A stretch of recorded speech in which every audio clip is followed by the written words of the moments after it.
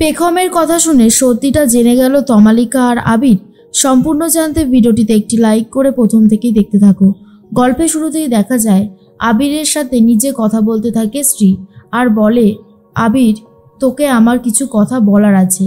দেখ, আমি তোকে কিন্তু সবসময় সাপোর্ট করে এসেছি আর আমি তোকে এখনও সাপোর্ট করছি, কিন্তু কি হয়েছে আমাকে একটু খুলে বল না, তাহলে অনেক বেশি সুবিধা হয়। তুই কি সত্যি মনে মনে ভাবছিস এটাই তোর পেখম? দেখ, তুই তো আগে কোনোদিনই এরকম করতিস না। পেখমের জামা কাপড় তো দূরের কথা, পেখমের অন্য কোনো কিছু কারোর সাথে শেয়ার করতিস না।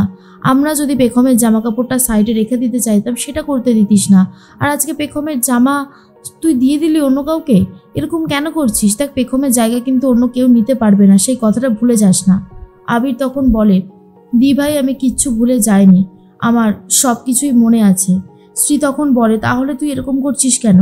আমি বলি কি, তুই এই মেয়েটাকে পুলিশের হাতেই তুলে দে, তারপর পুলিশ দায়িত্ব সহকারে ওকে ওর বাড়িতে পাঠিয়ে দেবে, সেটাই বরং ভালো হবে। আবির বলে, ওর বাড়ি? তুই হাসালি দিদি ভাই, ওর বাড়ি বলতে কিছুই নেই রে।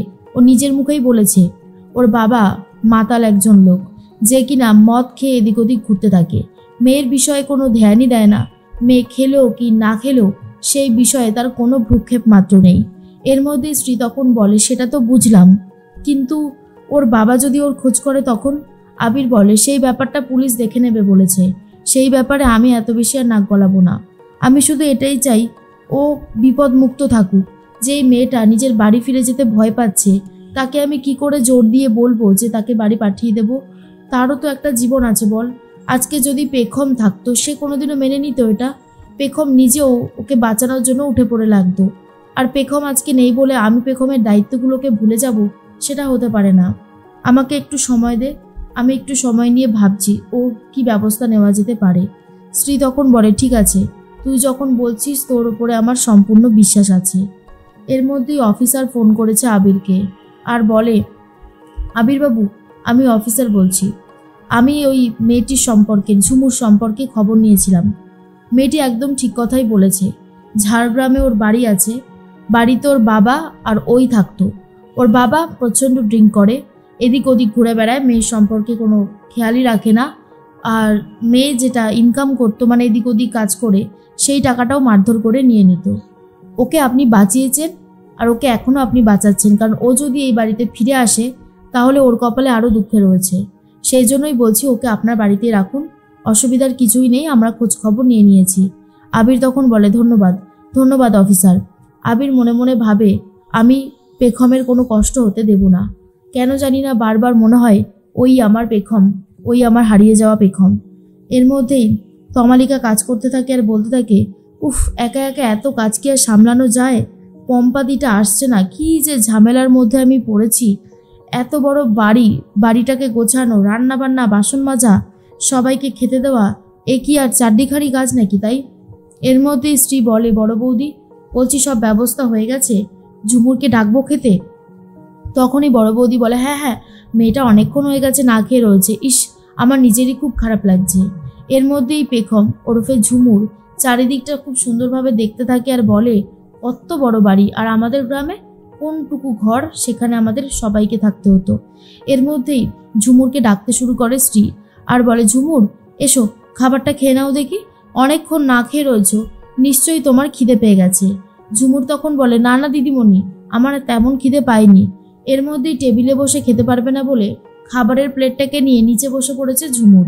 যা দেখার পরে স্ত্রী তখন বলে, এ কি, তুমি এইভাবে নিচে বসলে কেন? এসো এসো, চেয়ারে বসবে। কিন্তু ঝুমুর তখন বলে, না গো দিদিমণি, আসলে আমাদের অভ্যাস নেই তো চেয়ার টেবিলে বসে খাওয়ার, তাই আমি পারবো না গো, আমি বরং এখানেই বসি, এখানেই আমি ভালোভাবে খেতে পারবো। তখনই তমালিকা বলে, স্ত্রী, ও যখন বলছে ওখানেই ভালোভাবে খেতে পারবে, তাহলে আমার মনে হয় ও ওখানে বসেই খাক, কারণ যার যেটা অভ্যাস। স্ত্রী তখন বলে, তুমি একদম ঠিক কথাই বলেছো বড় বৌদি। এর মধ্যেই তমালিকা বলে, জানো তো স্ত্রী, পম্পাদি আসছে না, চারিদিকের এত কাজের দায়িত্ব আমি আর সামলাতে পারছি না। স্ত্রী তখন বলে, সত্যি কথা, পম্পাদিটা যে কি করে না বুঝতে পারি না। এর মধ্যেই চলে এসেছে স্বর্ণালী আর বলে, তমালিকা, পম্পা আমাকে ফোন করেছিল, ওর ছেলের শরীরের অবস্থা ভালো না, শরীর খারাপ হয়েছে, যতদিন না সুস্থ হবে ততদিন আসবে না বলেই দিয়েছে। তমালিকা তখন বলে, সর্বনাশ, তাহলে এত কাজ আমি কি করে সামলাবো, সেটা নিয়েই তো খুব চাপে পড়ে গেলাম মা। স্বর্ণালী তখন বলে, সেই তো, এত বড় বাড়ির কাজ কি আর চারটিখানি কথা, সবাইকে কিছু কিছু দায়িত্ব এবারে নিতেই হবে, আর কোনো উপায় নেই। এর মধ্যেই পেখম তাড়াতাড়ি করে নিজের খাবারটা শেষ করে। পরের দিন সকাল হতেই তাড়াতাড়ি করে ঘুম থেকে উঠে পড়েছে। উঠে পড়েই চারিদিকটা গোছাতে শুরু করে, বাড়িঘরের অবস্থা ভালো করে ঠিক মতন মেনটেন করার চেষ্টা করছে, ঝাড়পোছ দিয়ে মুছে নেয়। এরপর এঁঠো বাসনগুলো মাজতে শুরু করে। তমালিকা এসব দেখার পর বলে, এ কি, তুমি এসব কি করেছো ঝুমুর? ঝুমুর তখন বলে, আসলে আমার না বসে থাকার অভ্যাস একদমই নেই। আমি তো বাড়িতে থাকতেও কাজ করতাম, লোকের বাড়িতে কাজ করতাম, সেখানে আমি রান্না করাও শিখেছিলাম। রান্না করা, বাসন মাজা, ঘর মোছা, ঘর ঝাড় দেওয়া সবই তো আমি করেছি। আমি না একদম বসে থাকতে পারি না গো বৌদিমণি, আমি একটু কাজ করি না গো, একটু করি। আর এই কথাটা শোনার পরে তমালিকা একেবারে আশ্চর্য হয়ে যায় আর বলে, এটা কি করে সম্ভব? এই সেম হুবহু কথা তো পেখমও বলতো, যে দিদিভাই আমাকে একটু কাজ করতে দাও না দিদিভাই, আমি পারবো ঠিক দেখো। তমালিকা ভাবে, এতটা মিল হতে পারে না, কোথাও তো মনে হচ্ছে একটা গন্ডগোল হচ্ছে, কিন্তু কি গন্ডগোল হচ্ছে সেটাই তো আমি এখনো বুঝতে পারছি না। তবে আমার বারবার মনে হচ্ছে এটাই সেই পেখমের সেই কথাগুলো যেন স্পষ্ট শুনতে পেলাম। এর মধ্যেই চলে এসেছে রনিতা আর বলে, উফ, বাড়ি ঘরটা একেবারে ঝকঝকে তকতকে হয়ে গেছে। কে করলো গো? ও, এই যে এই মেয়েটা করেছে, ঝুমুর। ভালোই হয়েছে। শোনো না দিদিভাই, এই পম্পাদিকে না ছাড়িয়ে দাও, আর পম্পাদিকে কাজে রাখার কোনো প্রয়োজনই নেই। এরপর থেকে এই মেয়েটা থাকবে, এখানে কাজ করবে, সেটাই ভালো হবে। আর বাড়িতে থাকলে তো আরোই ভালো, কাজের অর্ডারও করতে পারবো। এই শোন, তুই এই বাড়িতে ভালো করে কাজ কর, টাকাও পাবি, খেতেও পারবি, আবার মাথা জোগাড় মাথা বোঝার একটা জায়গাও পাবি। এর মধ্যেই তমালিকা বলে, কি করছিস কি রনিতা, তুই এইভাবে তুই তোকারি করছিস কেন?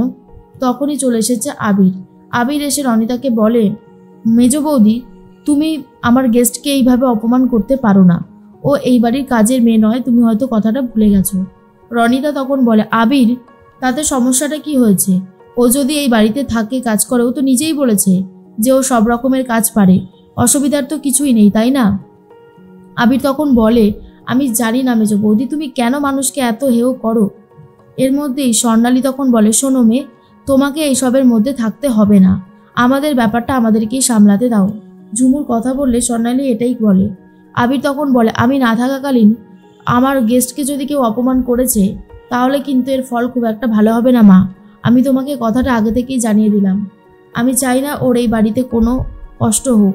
ও যতটুকু পারবে, যেটুকু পারবে সেটুকু করবে, ওকে জোর করে কিছু করাবে না। কথাটা ভালো করে মাথায় ঢুকিয়ে নাও সবাই।